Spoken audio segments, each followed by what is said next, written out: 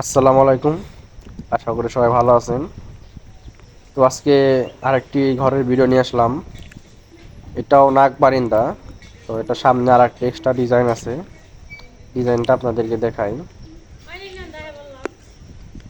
এই দেখতে পাচ্ছেন,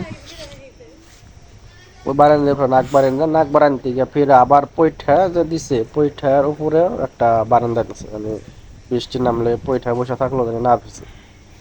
তো এই ঘরটা হচ্ছে পুরাতন ঘর, তো এটা রিপেয়ারিং করা হয়েছে। তো যার ঘর এটা, সে বিদেশ থাকে।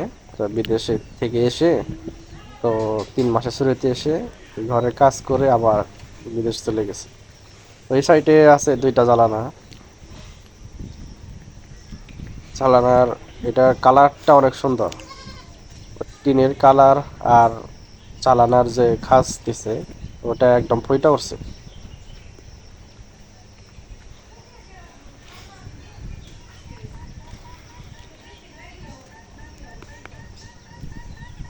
তো এই ঘরটা হচ্ছে 12 টিনের ঘর।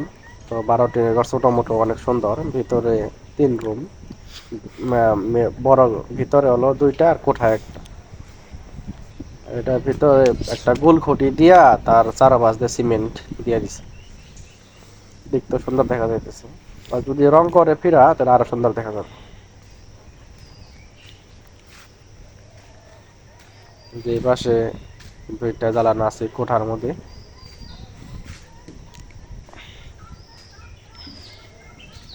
আর এই পাশে কি একটা কারেন্টের মিটার, শুধু পাশে কোনো জ্বালানো মালানো কোনো কিছু নাই।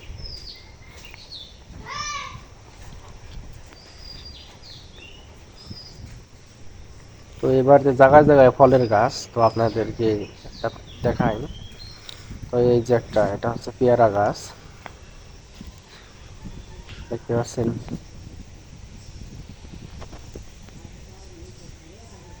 পেয়ারা ভালোই, অনেক মিষ্টি। ভিডিও করার আগে একটা খেয়েছি আমি। এই পাশে হচ্ছে গরুর খামার। তো এখানে ছোট বড় 4টা গরু আছে। তো এটাও নতুন করা হয়েছে, এটা 3-4 মাস আর কি। তো উনি ঘর মর সব উঠায় কমপ্লিট করে উনি বিদেশ চলে গেছে। এখানে একটা, এটার ভিতরে 2টা রুম। তার 2 ছেলে, 2 ছেলের জন্য 2টা রুম।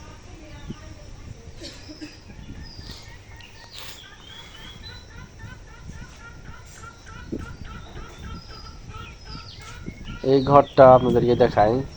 এই সাইডে কাঁঠাল গাছ, ওই সাইডে আম গাছ, এর মাঝখান দিকে ঘরটা দেখা যাইতেছে। অন্যরকম একটা দৃশ্য। আসলে ঘরটা ফুইটা উঠছে, ছোট মোটো ও কালারিং টিন। 12 টিনের ঘর, সব মিলে অস্থির একটা ঘর আছে।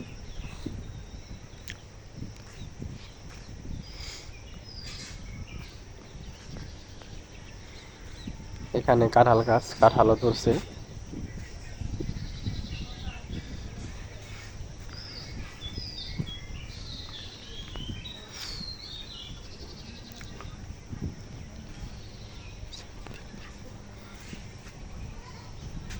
দেখতে পাচ্ছেন যে গ্রিলও জং এসে গেছে। ওরে, কত সুন্দর একটা বাচ্চা।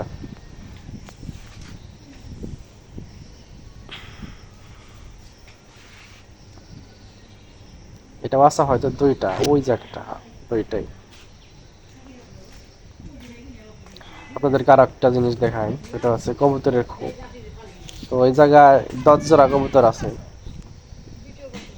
অনেকটিতে ঘষি দিছে, আর একটি বাচ্চাও আছে। যে একটা দেখতে পাচ্ছেন, এটা কি কালার বলে, বুকসা। যাই হোক, যে কালারই হোক না কেন, কবুতর অনেক শখের একটা জিনিস।